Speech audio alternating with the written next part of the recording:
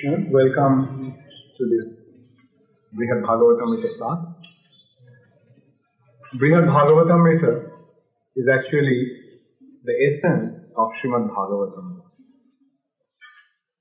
Bhāgavatam has been narrated by Sukadeva Goswami to Parikshit Maharaj, and after hearing Srimad Bhāgavatam, Parikshit Maharaj noticed that his mother, Uttara, was sitting there and she was lamenting, she was shedding tears of pain because her son was about to leave this planet. So naturally the mother was very much aggrieved.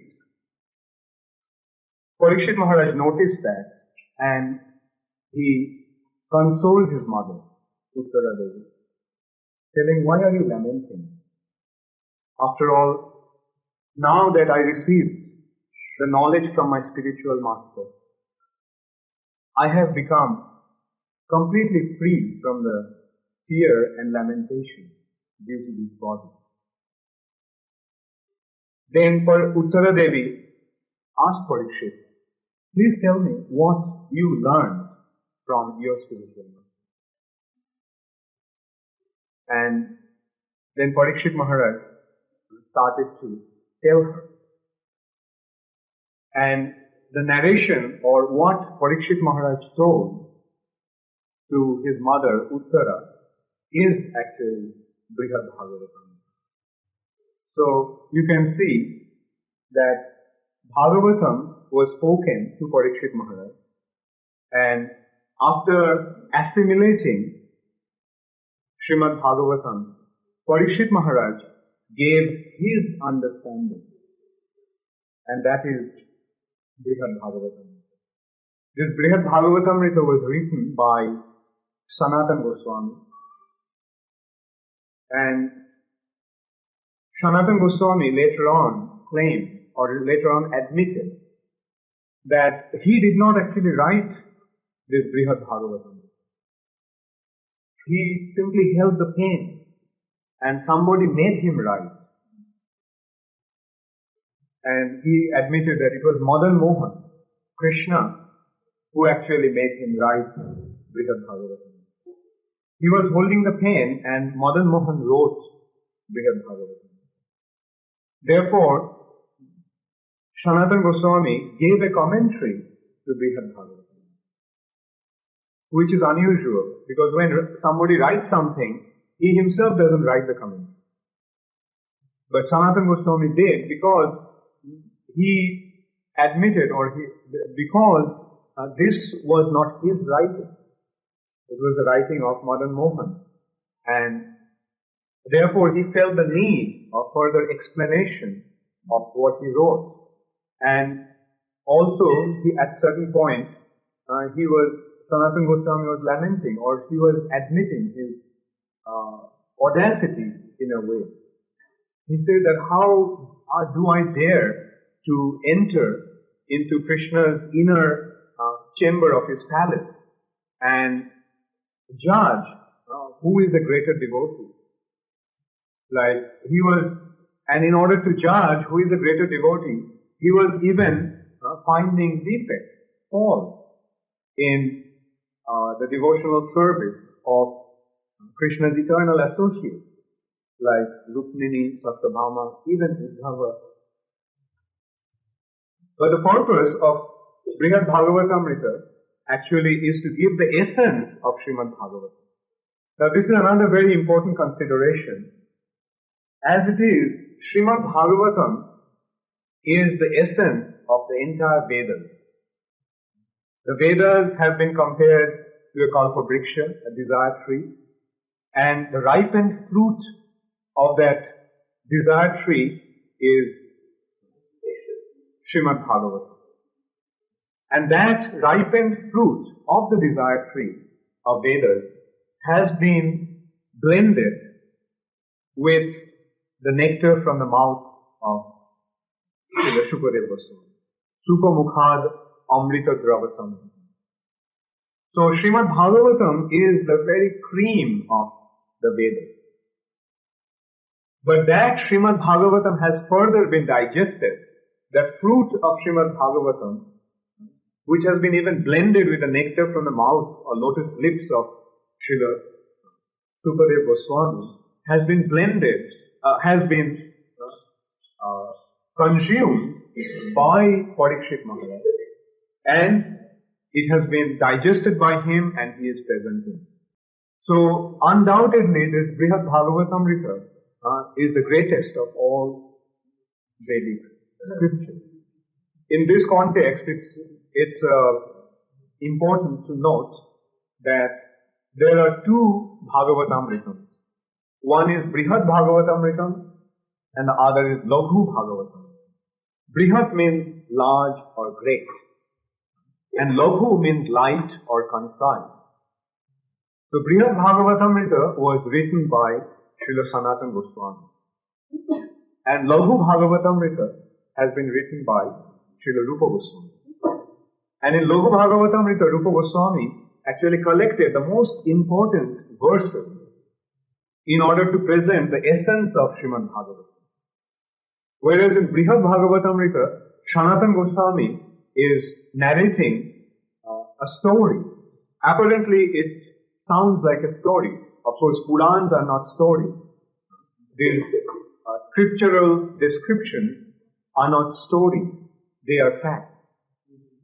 So, but this is the anecdote of two parivrajaks. First of all, this Bṛhad Bhāgavatāmṛta has been divided into two parts. The first part is known as Purva Vibhag or preliminary section, and the second part is called the Uttar Vibhag or final section, final part. And both the parts have been divided into 7 chapters. And in this first chapter or first part of Bṛhad Bhāgavatāmṛta in Purva Vibhag, Srila Sanatana Goswami is pointing out the highest devotee. And in course of that, he is giving a description of the geography of the material nature as well as the spiritual. These first 7 parts are, and in both the parts actually, in first and second part of Bṛhad Bhāgavatāmṛta, there are two parivrajaks. Parivrajaks means wandering mendicants or wandering saints are actually describing their experience. In the first part, that wandering saint is Narad Muni. Narad Muni is searching the greatest devotee. Who is the greatest devotee? And he starts his search from the earth planet in Prayag, in the confluence of the rivers Ganga, Jamuna and Saraswati. And from there he starts his search, and then after searching around the earth planet, he goes to the heavenly planet. And each time he approaches a devotee, that devotee is pointing out to a higher devotee, to a devotee who is on a higher level. Like Narad Muni first approached a Brahmana, and he thought that he was the greatest devotee. But then that Brahmana told him, no, I am not that devotee. Even greater a devotee, actually I am not even a devotee, I did not develop any devotion at all. But a real devotee is the king in South India. So Narad Muni went to the king. Then the king told him that he was not that devotee. The greater devotee is actually Indra of heaven. And he gave reasons why Indra was the greater devotee. Then when he went to Indra, then Indra pointed out that no, I am not a great devotee. I am not at all a devotee. But the real devotee is Brahma. Then when he went to Brahma, then Brahma pointed out that he was not a devotee. Lord Shiva is the devotee. Then when he went to Lord Shiva, then Lord Shiva pointed out that the residents of Vaikuntha are even greater devotees than he was. And then Parvati told Narad that of all the residents of Vaikuntha, Lakshmi Devi is the greatest devotee. So Narad was about to leave for Vaikuntha. Then Shiva stopped him, said, Narad, the real devotee is actually even greater than the devotees of Vaikuntha. He is Bṛhad Maharaj. So then Narad Muni went to see Bṛhad Maharaj in Sutaloloka. And then when he went to Bṛhad also told him that he was not a devotee.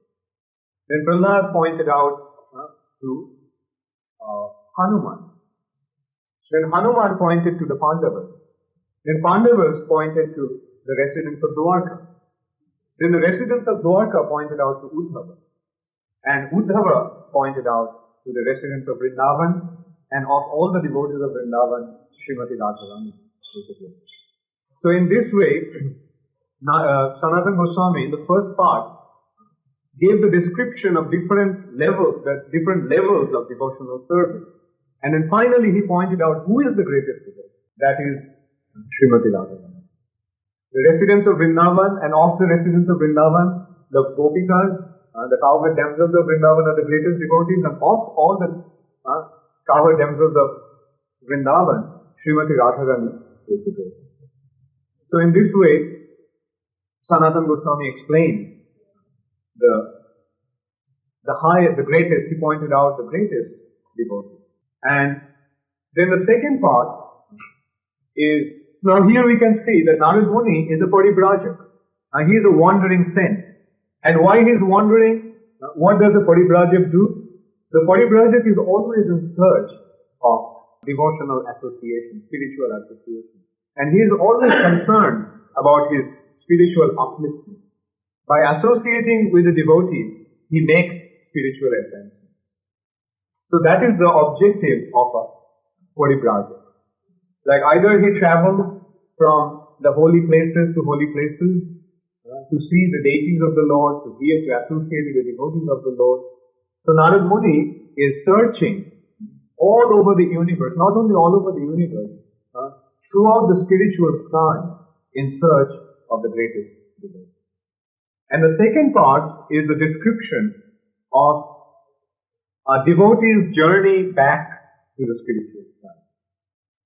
And in this part, that Paribrajak is, or wandering saint, is a boy from Vrindavan, a cowherd boy from Vrindavan called Gop Kumar.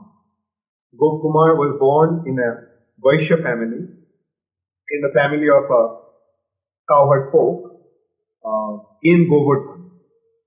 And so how he gradually attained the spiritual side, not only the spiritual side, how he entered, how he went back to Golok Vrindavan has been described in the second part of Bṛhad Bhāgavatāmṛta.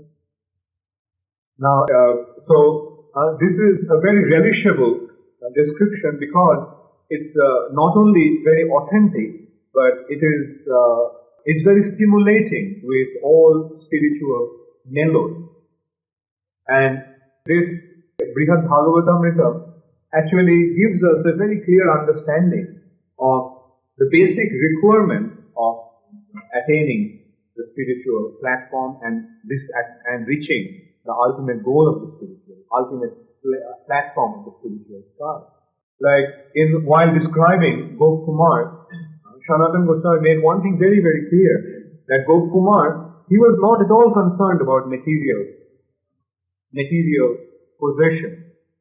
He was not at all interested about his own position. Even though he attained the position of Indra, even though he attained the position of Brahma, he was not at all affected by that position, by those positions. His only concern was how to spread Krishna consciousness. Whenever he got some power, he simply utilized that power to spread Krishna consciousness.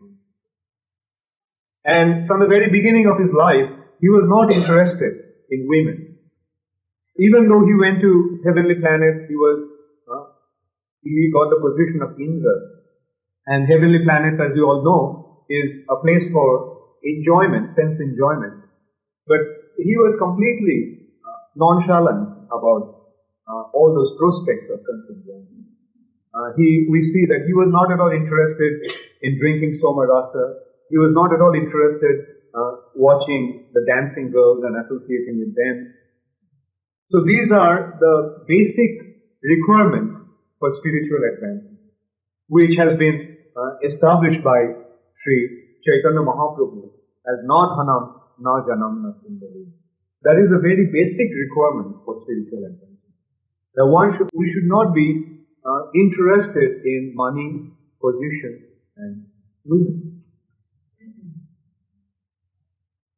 So, and then in the second part, another very important thing has been pointed out is that Gopkumar, till he reached Golok Vrindavan, he was not feeling the inner satisfaction. Even when he went to Vaikuntha, what to speak of Vaikuntha, even when he went to Dwarka, and in Dwarka he was associating with Krishna. And even though Krishna, knowing his heart, knowing Gopkumar's heart, that he was actually eager to see him as a cowherd boy, and Krishna actually showed himself as a cowherd boy, and all of Krishna's associates also transformed into his associates in Vrindavan. But still Gopkumar was not satisfied. Even in Dwarka, he was feeling great discontentment. And he was not satisfied till he reached Golok Vrindavan. And till he reached that point of Golok Vrindavan, his ultimate destination, his spiritual master was constantly helping him. His spiritual master appeared to him 5 times within the course of his journey back to Golok Vrindavan and instructed him further for further advancement. So this shows that the spiritual master doesn't rest in peace till his disciple goes back to the spiritual star. And also from this Bṛhad Bhāgavatāmṛta, we'll notice that the life of a devotee is eternal. A devotee never dies. It's a continuous progress, continuous spiritual progress. Devotee doesn't die. He attains eternal life, and that life is ever progressive. Like in spiritual life, as we accept devotional service, our life becomes a continuously progressive or eternally progressive life. Like every day, we will make advancement, provided we are properly situated on the spiritual path. So in this way, the entire Vedic literature has been most wonderfully explained by Srila Sanatana Goswami through this Bṛhad Bhāgavatāmṛta. So today I just gave the basic introduction to Bṛhad Bhāgavatāmṛta, and from tomorrow we'll deal with chapter by chapter. So does anybody have any questions? As we go with the stream of the Bhagavatam, the stream of the Veda, the Chaitanya Charitamrita is even more elevated. Is there also a similar book? To Chaitanya Charitamrita? No. Because Chaitanya Mahaprabhu himself practiced. So Mahaprabhu's teachings are not theoretical. It's theoretical as well as practical. So he himself has covered that aspect. And also, as I said, like Sanatana Goswami is actually elaborating the teachings of Chaitanya Mahaprabhu. So Mahaprabhu's life is actually an elaboration of Srimad Bhagavatam. And his life, his teachings and his own life is an elaboration. And that has been further elaborated by the Goswami. So after that, of course, there are explanations. Like for example, it is said that actually Prabhupada once mentioned that Jaiva Dharma by Bhakti Vinod Thakur is the essence of all scripture. So the devotee is always elaborate, and that's why it is more relishable. As it has been, the further it comes down, it becomes more and more relishable. Prabhu? I also understand that Bṛhad Bhāgavatāmṛta is Maharaja Parikshit's realization after a heard from Shukadeva Swami, or that this is something which Shukadeva Swami told Maharaja Parikshit, but is not actually included in Bṛhad Bhāgavatāmṛta. Very good. Yeah. Naturally, whatever the disciple receives or whatever the disciple gets is from the spiritual master. In spiritual life, we do not get anything without the spiritual master. Whatever comes to us is actually a gift of the spiritual master. But Divya Gyan Hriday Prakashita. By the mercy of the spiritual master, the transcendental knowledge is revealed in the heart. So Shukadeva Goswami, what Shukadeva Goswami told Parikshit Maharaj, that has been noted down as Srimad Bhagavatam, and which was further elaborated by Sutta Goswami in the assembly of the sages in Naimisharanya. But we have to understand that by the mercy of Shukadeva Goswami, Bṛhad Bhāgavatāmṛta dawned in the heart of Parikshit Maharaj. So there is another important point here that Sanatana Goswami made, is that Bṛhad Bhāgavatāmṛta was actually a narration of Parikshit, the conversation between Parikshit Maharaj and Uttara by Jaimini Rishi to Janmejaya. Janmejaya is the son of Parikshit Maharaj. And Janmejaya, when he got to know that his father died out of the bite of a taksha, he wanted to destroy all the snakes. And he performed a sacrifice called Sharpanidhan Yagya, a sacrifice to kill all the snakes. And all the snakes were actually being destroyed in the Yagya. I mean, they were flying from all over and falling into that huge fire and getting burned. But then Indra appealed to Brahma, and then they came and pacified Janmejaya. And Janmejaya stopped this Sharpanidhan Yagya. And then Jaimini told him all the history of his family line. And that is actually Mahabharata was spoken twice. One was spoken by Vaishambhayan before, but Vaishambhayan was not a devotee. So that Mahabharata is not actually a devotional Mahabharata. But Jaimini's Mahabharata is actually a devotional Mahabharata. So Parikshit Maharaj questions him that what happened after that, after Mahabharata. And then he started to tell about Parikshit Maharaj's conversation with Uttara. So this is actually not directly Parikshit Maharaj's, this is not the registration of Parikshit Maharaj's instructions to his mother or narration to his mother.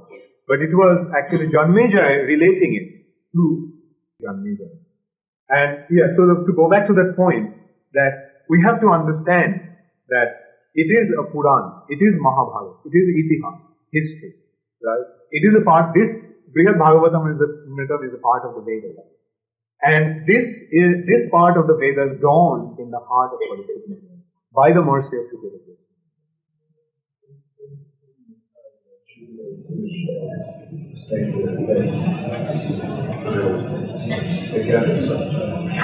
In beg your pardon?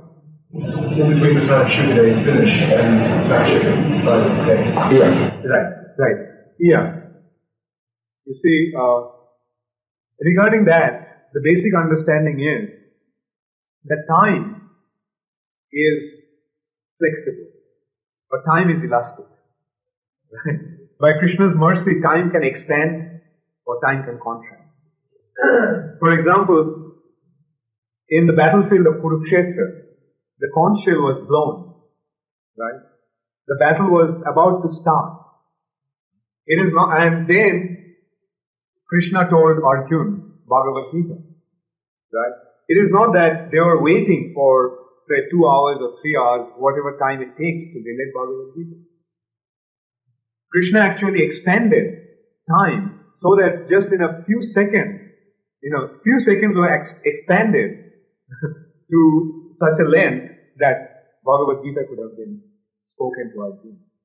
So here also we have to, if we take the description from Srimad Bhagavatam or also from Mahabharata, then we hear that the Bhagavatam was spoken by Sukadeva Goswami. Then Parikshit Maharaj was about to take something, and then in the fruit he saw that very strange looking insect, and he realized that this is Saksha. So his time has come. So he just meditated on Krishna, and that insect, small little insect that came through the fruit, took that shape of a 100-headed snake and bit it. So here we have to understand that time was extended by Krishna's mercy, so that Parikshit could tell Madhava. To other people it may have been just a few seconds, but within that few seconds, Parikshit Maharaj narrated the whole story of Bṛhad Bhāgavatāmṛta. They are there. Maybe on this earth planet they were not manifest, but through Sanatana Goswami became manifest. The scriptures are eternal. Just the spiritual sky is eternal, the scriptures are also eternal. They were there somewhere in the spiritual sky, but through the heart of Sanatana Goswami, that scripture has been revealed. Yes. May he explain later in greater detail the pastimes of Goku? Yes, that's Srimad Bhagavatam, that's Bṛhad Bhāgavatāmṛta. Automatically. It will come. The second part, I just gave the very summary of the second part. Yeah, the 7 chapters. I was thinking of doing it this way, like first 7 chapters or first part I'll do on 7 days or in 7 days, and the second part, 7 chapters of second part I will do in 14 days, because second part needs more elaboration. That's the basic way I'm planning to explain it. So, any other question or comment? Because of what's expected, that students will be homework, exam. yes, because since there will be some grades given, so there will be exams, and the homework will be there, but I'll try to make it easy. Now, based on the notes we take during classes? Yeah, based on the notes that you take and based on the notes that I'm giving, the summary. And the points, as you go read this, you'll see that basically, like the points have been, clearly given in here. Yes, other questions?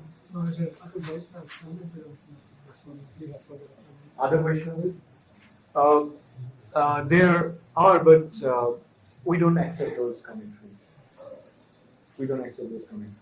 Like even nowadays they are giving some commentaries in other homes, but they are not in our line. But Prabhupada did want to translate Bṛhad Bhāgavatāmṛta, and our understanding is Sanatana Goswami has given the commentary, so let's stick to that, and let's through the course of our discussion, the clarification will be evolved. So I'll stop now. So tomorrow our class starts at 9:20. Thank you all very much. All glories to Srila Prabhupada.